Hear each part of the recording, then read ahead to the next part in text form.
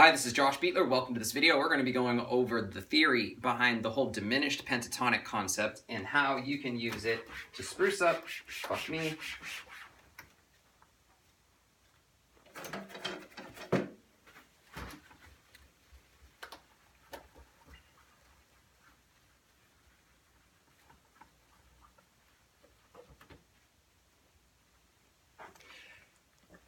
Hi, this is Josh Beatler. Welcome to this video. We're going to be going over the diminished pentatonic concepts and the music theory behind it and why it works.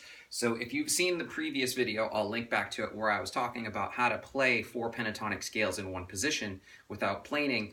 You're going to notice that when I did it that way, things sound a little bit smoother, but there's still some things about it that you want to know and the music theory behind it and why it works. So let's talk about how this works over a minor chord and how this would work over a dominant chord. So we're going to choose, in the video we talked about playing over an E minor. So in this video we're going to talk about what to do when you're playing over an E minor chord and how that sounds, and then what to do over a E7 chord and how that sounds, because you can use this concept over minor chords and diminished chords and you will create a really nice out sound if you do it smoothly.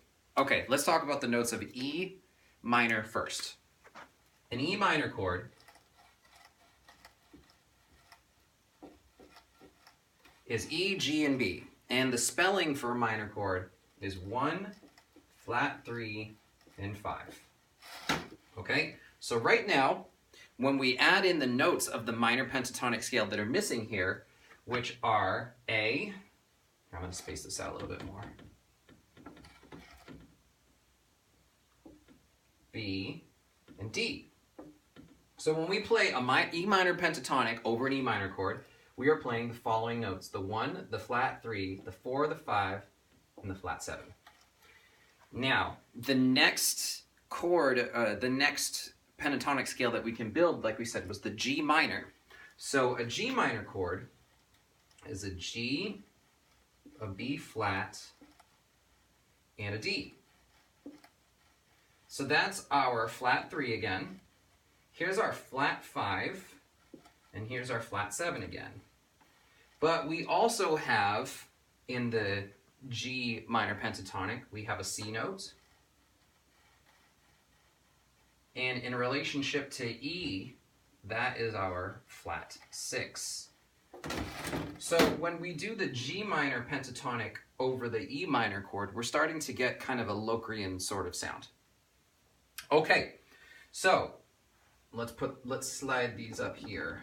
So we got a C, which is my flat 6, and we've got a B flat, which is my flat 5. This is getting to be a really busy scale. This is why I don't like playing all these notes as one scale, like one after another. What I like to do, ooh, we forgot about one. We got the F, and the F is our flat 9.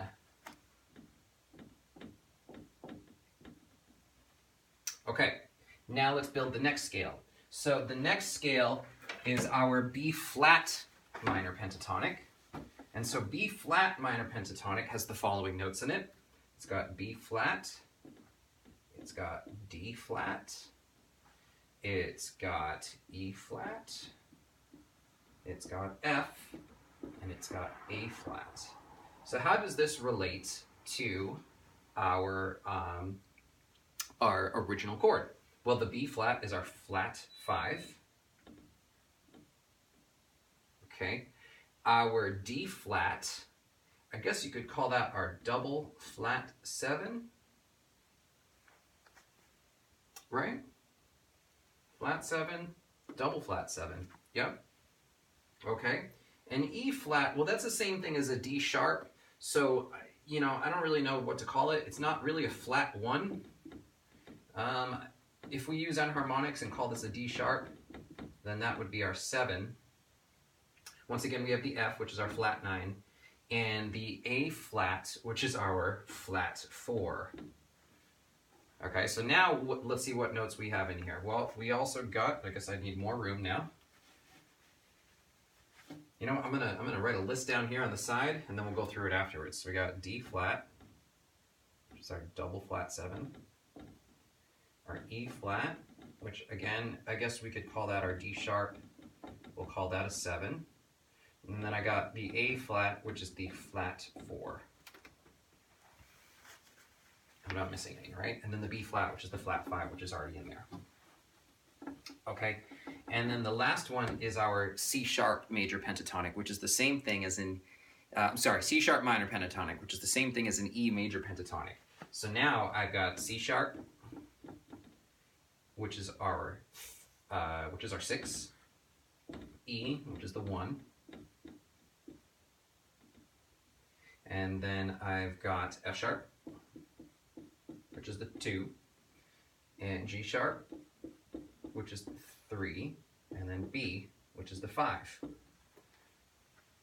Okay, so I'm going to write those over here.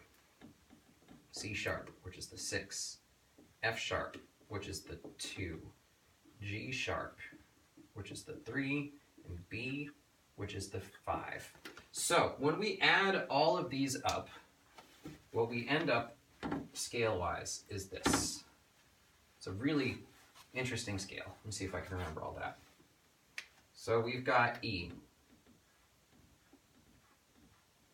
which is our 1. We've got F, which is our flat 2. We've got G, which is our flat 3. We've got we've got F sharp, which is our regular 2. We've got G sharp, which is our 3. We've got A flat, which is our flat 4. We've got, I believe, do we have an A? We do have an A, of course we have an A. We've got B flat, which is our flat 5. We've got B, which is our 5. We've got C, which is our flat 6. We've got a C sharp, which is our 6. We've got a D, which is our flat 7.